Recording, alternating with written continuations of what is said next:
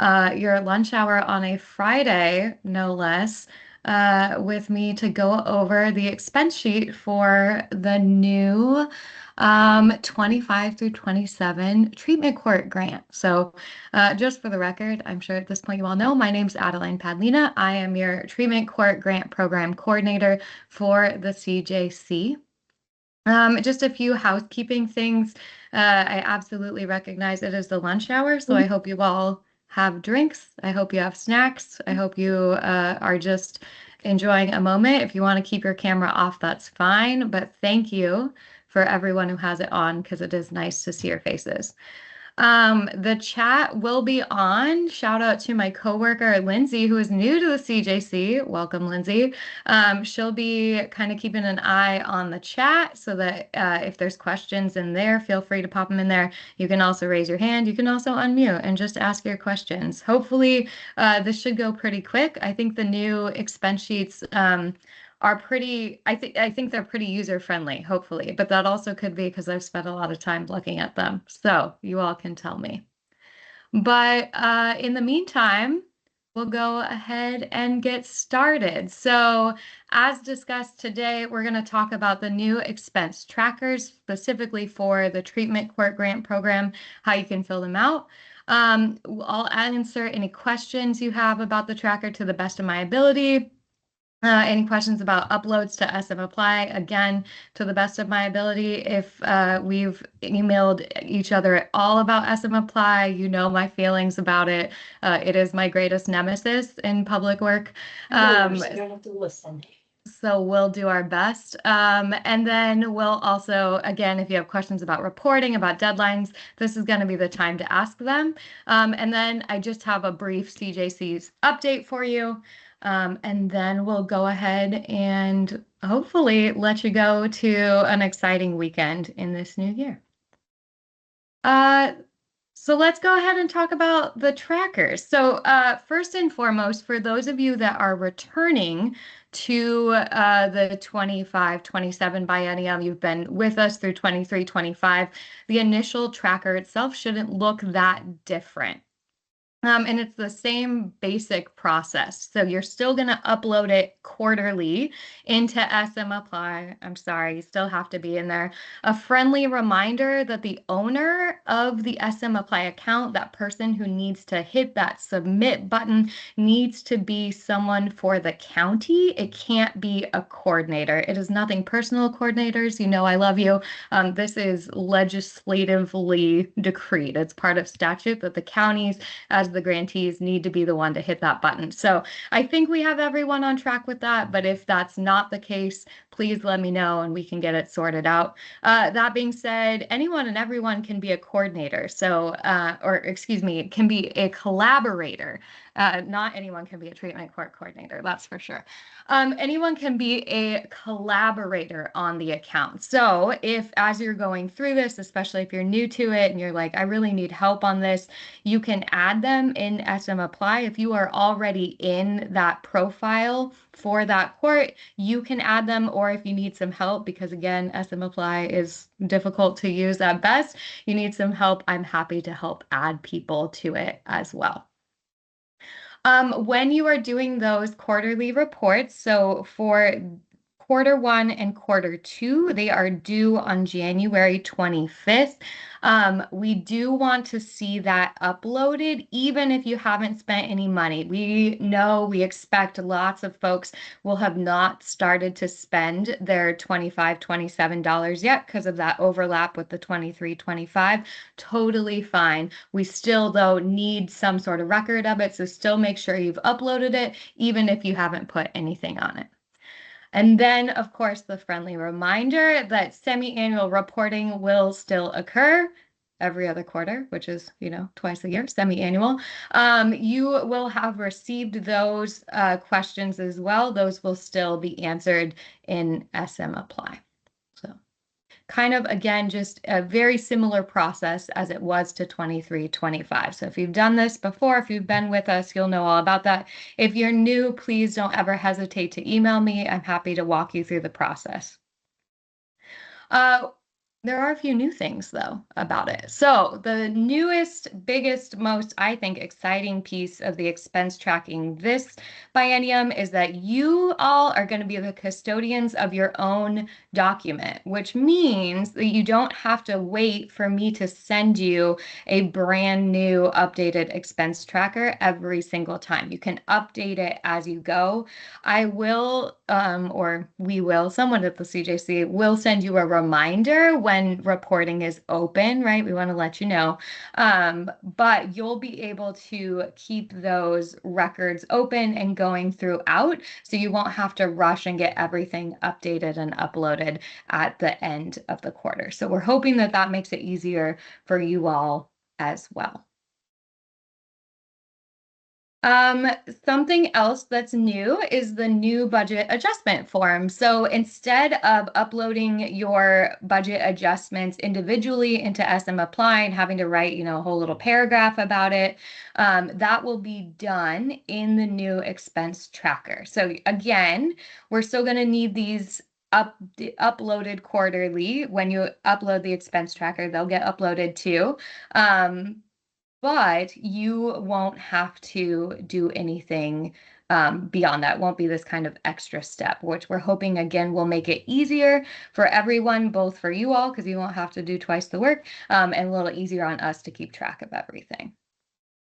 And then finally, another big thing, I don't know if anyone watched our most recent January commission meeting, but the commission approved that CJC staff can approve all budget adjustments excuse me, except program changes. So this might not have happened to everyone, but for some, what would happen is if you needed to move funds between categories, if you needed to move more than 10% of your funds, but you're a smaller county and didn't get a lot of money, it was a whole thing where we had to take your budget adjustment, we had to present it to the commission, and it just took a lot longer. And so you all were like, hello, I'd like to use this money, right? And then we had to be like, well, wait, hang on, we have to wait for approval. That has changed. The commission was getting a lot of them, and it was taking up a lot of their time as well. And so it was agreed by them, by us as staff, that staff can approve the majority of adjustments now. So that should speed up our process quite a bit. The only exception to that is if there is a true program change. So if there is something that is changing the trajectory of your treatment court that is making it different in some major way, that would have to go to the commission. Well, we're going to go over after I'm done. We're going to go through and what the expense sheet looks like. We'll go through all the tabs and everything, and I'll kind of show you what that change, what an example of what a program change would look like. And yes, Jessica, Commissioner Beach, I should say. So she asked, can you please confirm that the commission needs to approve just program changes or reallocation requests too? So staff are going to be able to look at those reallocation requests. If we deem that it's not changing the program itself, then we'll be able to approve it. Otherwise, if there's questions or if we're unsure, or if we do think that it's changing the program, then it would have to go to the commission. Did that answer your question, Commissioner Beach? It sure does. Thank you so much. Perfect. No problem. Feels like an important one for you to know. All right. And then finally, just a quick CJC update that I thought would be of interest to all of you is that our updated grant administration guide will be released Monday. So it'll go live on the CJC website. We'll also send it out to all interested parties. So you all should be on that list as well. So you'll get a copy of it. It'll be everywhere. It'll be online. The updates aren't huge, and I don't think honestly it will change many things for any of you. It does cover the changes to staff approval of the budget adjustments that I just went over. it does kind of clarify a few changes to closeout processes. The overarching guide to closeout, as in like, you have 2 weeks after you have submitted your final budget for Q10, you have 2 weeks to send any remaining funds back to the CJC. You're going to email me and let me know that you've sent that check out, etc. All of that is the same. There might be a few little tweaks in there, but overall, everything that I sent you in that email that I outlined to say, here's how we do the closeout should be the same. And then there is some updated federal requirements section. I will be completely honest and transparent. I am not up to the minutia of all this. I do know it's changed a few things around the insurance that is required, but has made it easier for folks. So it sounds like folks don't need to carry as much insurance. Again, when that's released, I encourage you all to check it out, and you can go through that in much greater detail than I have knowledge of or we have time for today. Any questions thus far? Something to look forward to.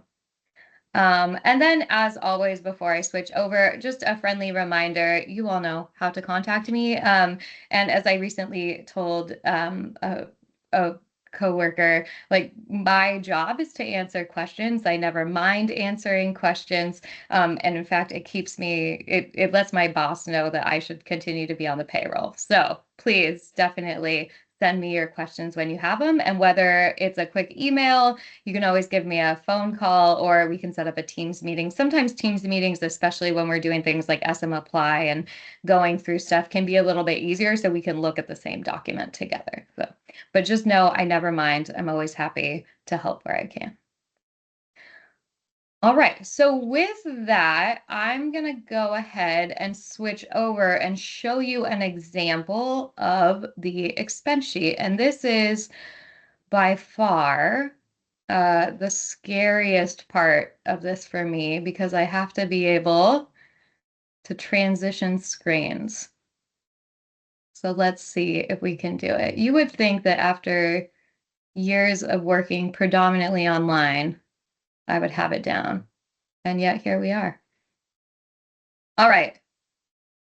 Can everyone see an expense sheet, an expense tracker? All right. Thank you for the head nods and the thumbs up, Debbie. I appreciate it. All right. So let's go through it. So you'll notice down here on the bottom that we have 4 tabs. We have our expense tracker, our budget adjustment, an example budget adjustment, and the CJC administrative detail sheet. So where you all will be doing the majority of your input is going to be on this expense tracker. And so you'll notice first and foremost, if you work on other grants as well, this is going to be the same sheet for all grants. So you'll have up top, that this is the treatment court grants because it says TJGC, sorry, letters are hard, TCGP on the top. I only point this out because on occasion I get like a JRP one in there and I'm like sort of confused about like, wait, we can't pay for that with this grant. So just if you have multiple grants going on, know that we want the treatment court ones. Also, it should have your grant recipient name. For counties that have multiple courts, please do pay attention to this piece right here, because we want to know what you're spending for, say, your adult drug court, not your mental health court, all that kind of stuff. So just make sure you're putting it in on the right stuff and sending us the correct ones when you upload it into SM Apply. And then if you need it, I know this has come up a couple times. Sometimes you'll need that grant agreement number. You'll find that here as well. So for other documentation, this is where it's going to be if you don't want to dig through and go through that whole long contract that we sent you in the very beginning. So Stetson Adult Drug Court is named after my dog, so hence the K9 in his grant agreement number. Now, again, this should look really familiar to anyone who was part of this for the 23-25. More or less, it's the same. So everything is broken down into categories. And then you're going to have a description of the item, the line item, how much was total awarded. You might have some additional information like the employing organization, the percent time in the case of personnel, months employed. But then, and I'll try and go slow so I don't make anyone seasick, you're going to have the amount that you spend per quarter. And so, where this is going to be kind of nice, again, that you'll be the custodian of these documents or you'll be updating them as you go, is that say you're going to report as of this month, right? You're reporting for Q1 and Q2, but say you have an invoice for, in this case, your PO, and you haven't got invoiced for July through September yet, for whatever reason. That doesn't come until after that January 25th due date. Since you're the owner of this, it's okay if you update that down the road, right? So if you're in quarter three and you find out, oh, we missed this invoice, it didn't get sent to you, whatever, and you need to update stuff for Q1 or Q2, totally fine. This allows you to do that without kind of the rigmarole that it involved last time. The only time that that is not true is at our very end. So during that closeout, right, we can't have you coming back after you report the closeout and say, just kidding, like, right, we've spent additional money. We're going to need all of that way at the end of the biennium, just as we do now. That won't change. But for going through the rest of the biennium, you will be able to update these quarters as you go, which I think will be kind of nice. The other thing to note, and this isn't necessarily the best example, is that down here on the bottom of each category, it will tell you how much remains in that category. So Stetson County has not paid their PO yet from their funds, so they still have that total $100,000 remaining, and you can see that there. Now, if say they spent their $5,000 for this quarter, then you'll see that goes down to 95,000. So again, this is pretty basic, but kind of just trying to give it a map because I do know we have a couple folks here who are new to this process. Now, as we go, and again, I'll try not to make anyone seasick, you'll see we have the different categories. One thing that's very helpful to us, as you can, is if as you get into these contracts with different vendors, if you can let us know the organization, that's really helpful to us. So I didn't put it in this example, but we have a couple folks who still haven't officially done a contract yet with those vendors. So it'll say TBD or something like that. If and when you get that contract, if you can just fix that and let us know, that's really helpful for us. Most of the categories are the same. They are in a slightly different order than they were for the 23-25 biennium. And the only big difference is that before we had something called contractual services that has now changed to direct services. And that more or less is just to make sure that we're kind of have a better umbrella arching over everything that we're trying to capture in that category. Now, I mentioned before that one of the exciting things about this new process and about staff being able to respond to budget adjustments is that we don't need to go to the commission if you make a request to move funds from different categories, right? So if, say, you didn't need the $50,000 for your PO and you want to move that down to direct services, you'll still do a budget adjustment, which we'll go over here shortly, but you won't have to wait for me to go to the commission to say, hello, commission, here's all the things that we'd like to do, and then come back. So hopefully this just really adds some efficiency to this process. Now, the other thing I will direct your attention to, again, this isn't super new, but that if you're ever wondering how much total you were awarded, how much you've spent, what those percentages look like, these are going to be down on the very bottom of that expense tracker tab. So you can see here we have all the categories. We have the total amounts that are awarded in column C, and then in column D, how much you've spent so far, as well as in column E, that percentage, and then finally the total remaining. So as you're working on budgets through the year, I think this is a helpful summary page.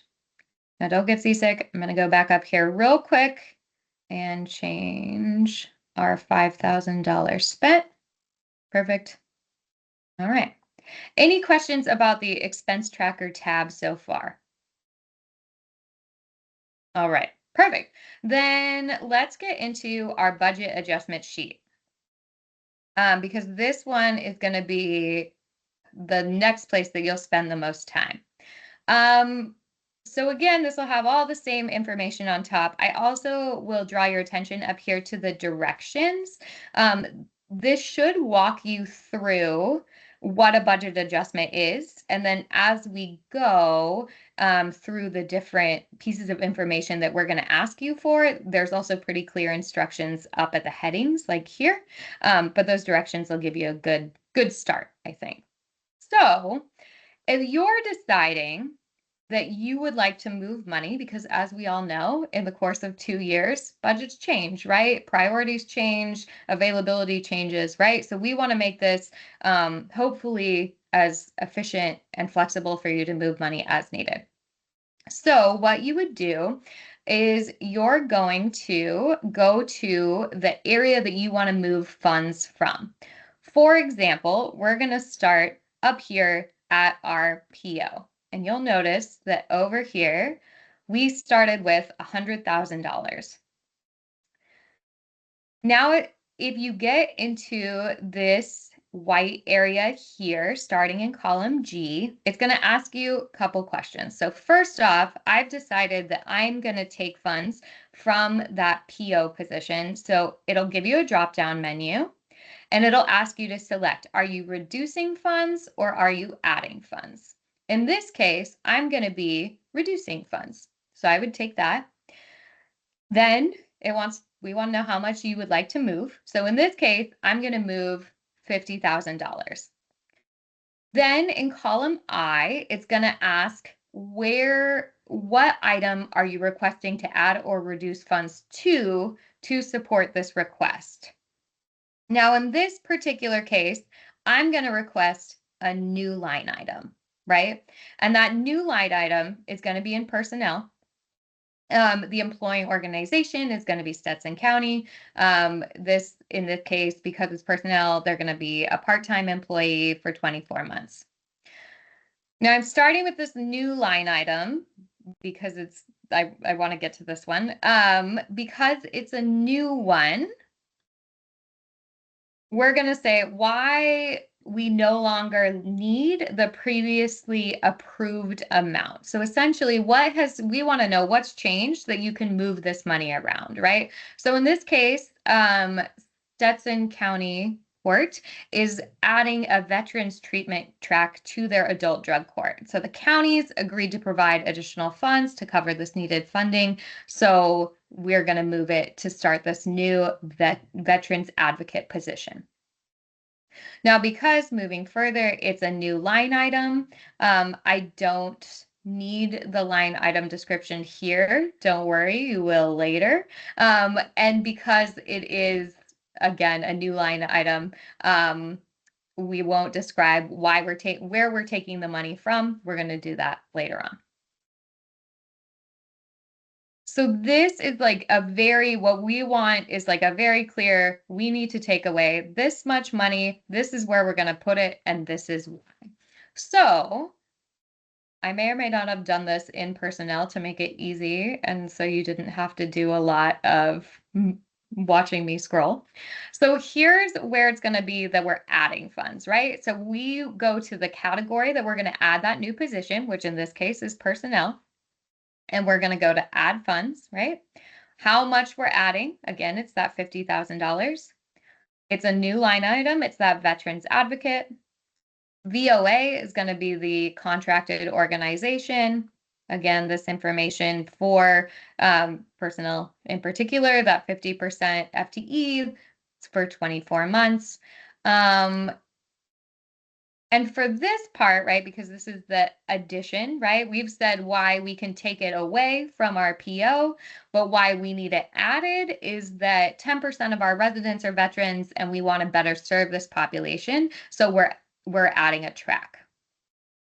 And then we do need a line item description. You don't have to get too carried away with the description. What that really means is, what are you going to call this on your budget sheet? So in this case, we're going to call it a veterans advocate.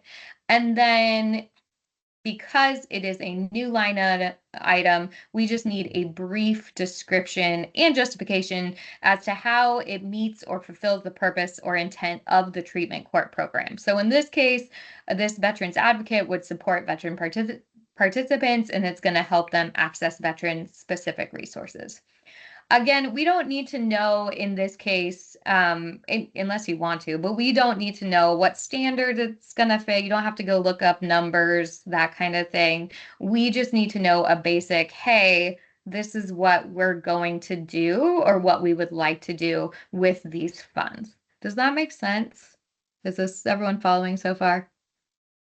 Okay, perfect. Also, I just realized that I'm going in and out of the background. I apologize. Like a little Harry Potter ghost over here. All right.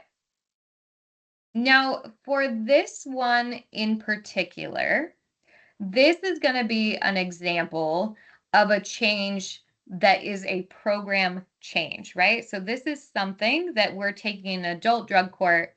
You're adding a completely new track. You're going to be serving a completely new group of people that the commission originally didn't know that you were going to be serving. So this is going to be something that I would email you back and say, hey, this is a program change. I've got to take this to the commission.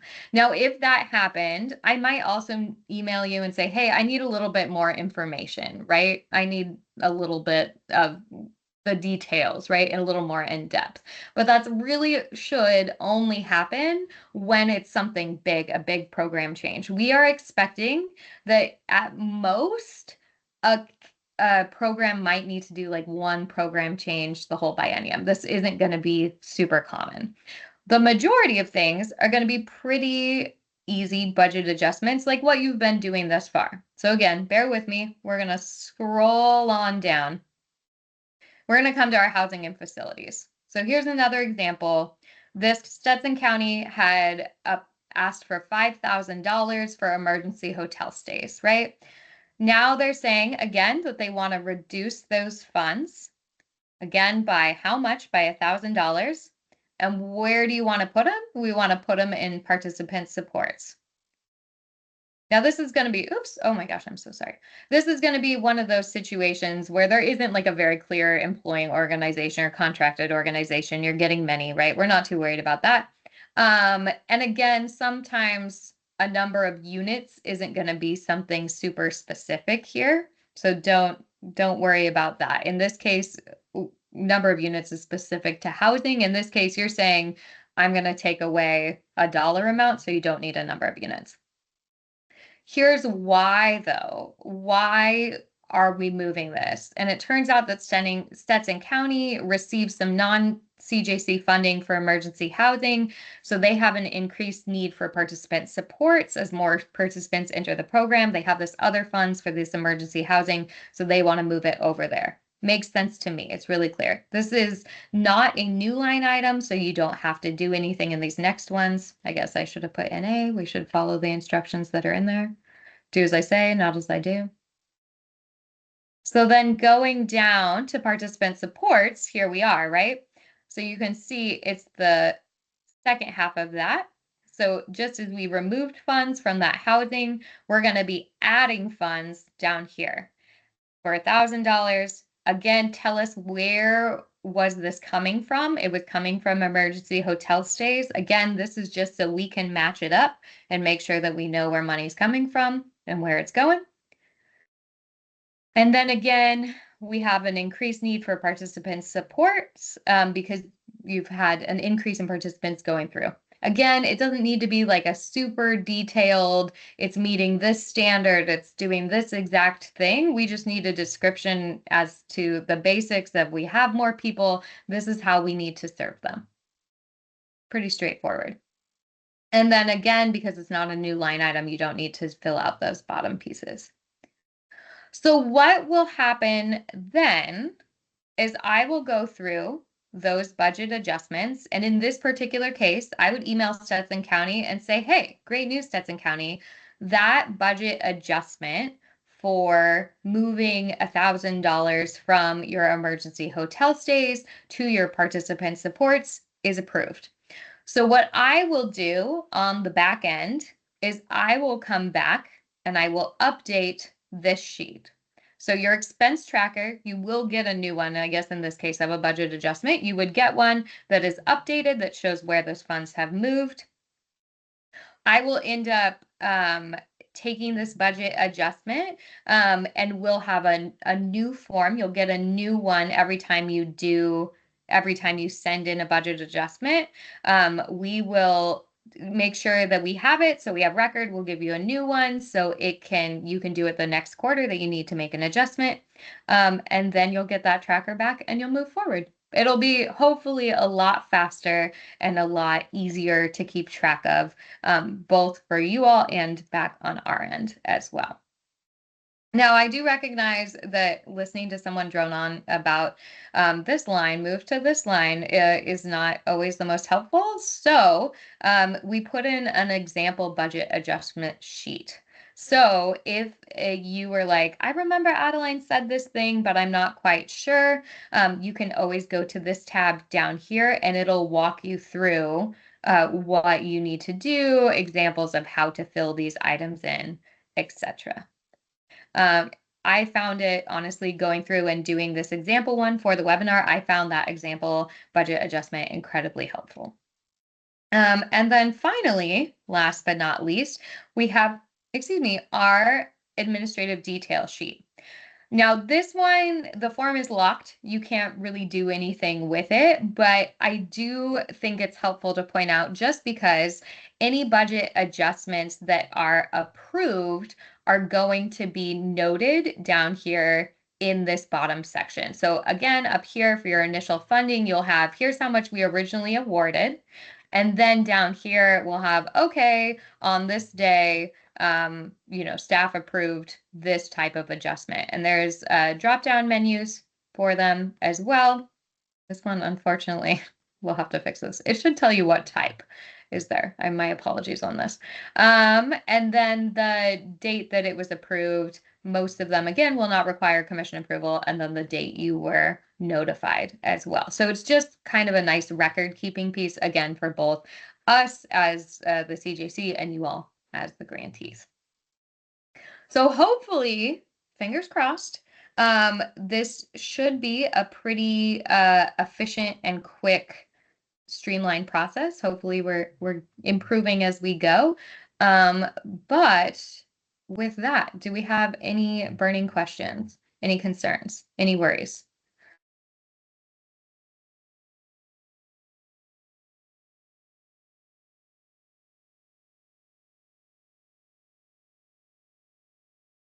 Yes, Commissioner Beach, Jessica. Hi there. Thank you so much. I put it in the chat, but I'll go ahead and speak up. So I understand we can only do one budget reallocation request per quarter, but do we have to wait until the next reporting period for any budget adjustments? For for treatment courts, yes, we need these to come in with quarterly reporting. Got it. Thank you. Yes. Just wanted to confirm. Yes.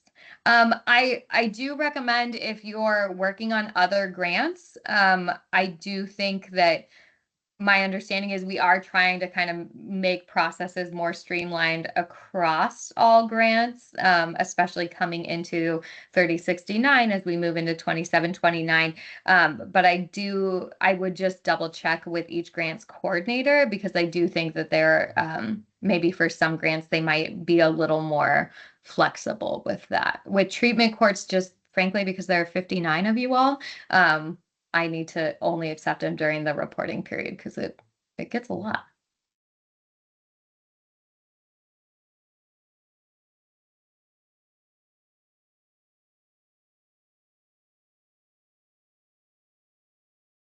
Any other questions?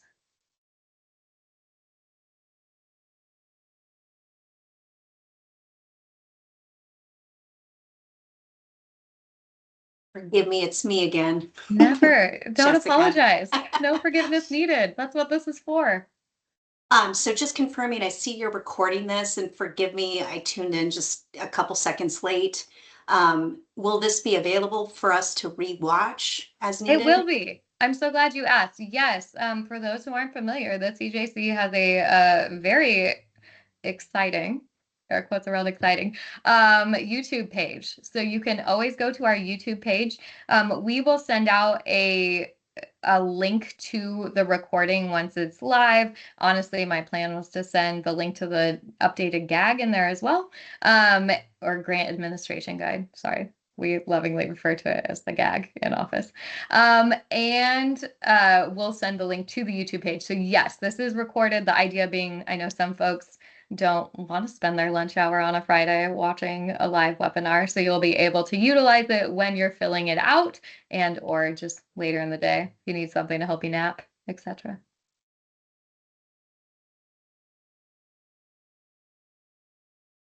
And thank you, Lindsay. Lindsay put a link to the YouTube page in the chat. So you can go check it out. You can watch our commission meetings on there. You can watch our grant review committees on there, other webinars. You can see my hair change over the last several years.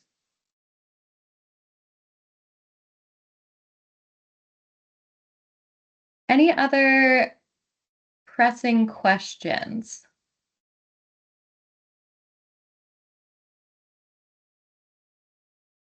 All right. Well, thank you all for joining us. I honestly did not expect a lot of folks to come, so it was lovely to see you all. Thanks for being here. As always, again, if you have questions, feel free to email me or give me a call as you're filling out these forms. I'm happy to help as much as I can. And enjoy the rest of your day. I don't know about all of you, but at least in my little part of the world, it's actually sunny outside. So fingers crossed. Go enjoy that sunshine. And we'll talk to you all soon. Bye.